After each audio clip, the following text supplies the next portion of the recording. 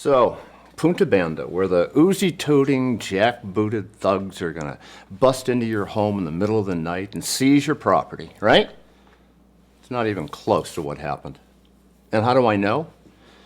Well, I had a friend back then, and still do. He's a San Diego-based attorney who was a part of that very case, which eventually went all the way to the Mexico Supreme Court before it was finally settled in favor of the real Mexican property owners, who finally got their property back.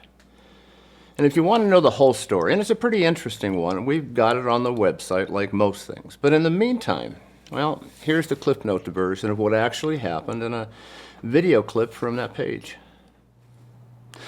Punta Banda. Well, here's a really good example of internet lunacy.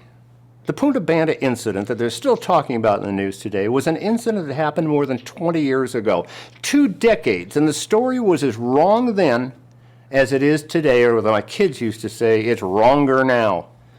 What the story was and continues to be today is an example of people refusing to believe that an offer is too good to be true. It usually is. Yes, the federales came in and removed people from their homes, but it was only after almost a decade of legal battles and a Mexican Supreme Court decision that found that the land was never theirs to begin with, and that they shouldn't have known that. But people were still buying and building on this property, even during the 9 years it took in the court to settle the matter. So tell me this, what would you do if someone just walked into your property, built a house there, and said basically, screw you, so sue me, I don't care. And that's exactly what happened in Punta Banda. And yet the Mexican government is somehow the bad guy for evicting what in essence were nothing but squatters.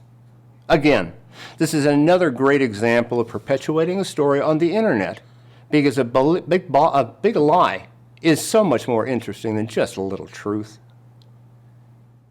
Now, first you got to remember, this was back in the 70s where, well, record keeping and everything around that stuff, it was fragmented at best. I mean, we didn't have computers back then, so document filing and tracking was, well, fragmented, disjointed.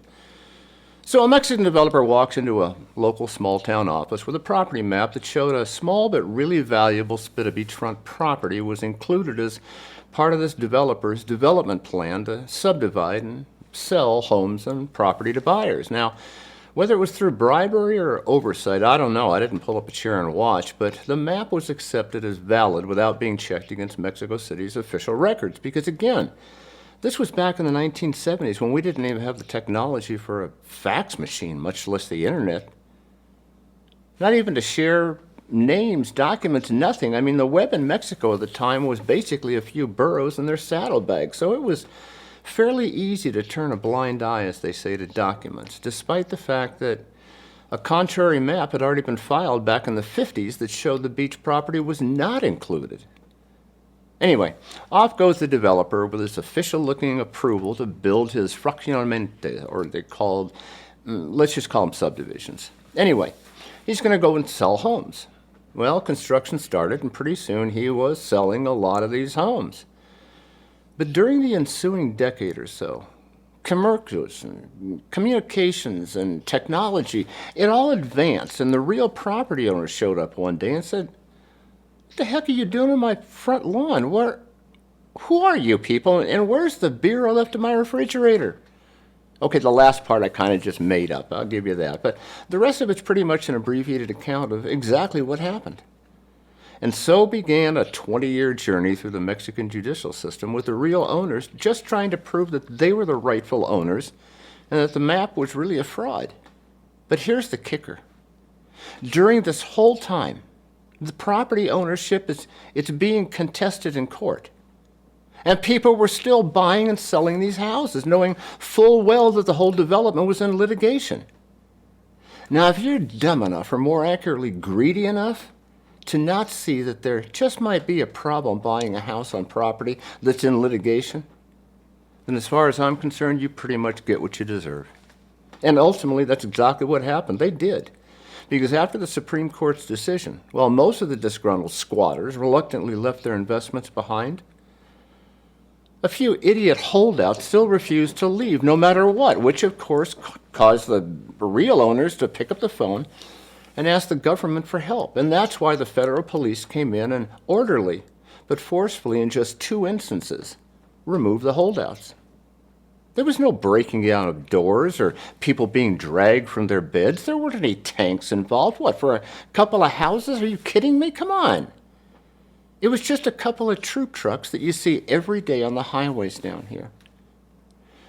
But as we all know, stories like that don't sell a whole lot of advertising. So enter the news media with their big box of crayons, and the story becomes headline news. And then the internet gets a hold of it, and it becomes legend. So given all of this, how do you know that the same thing couldn't happen today?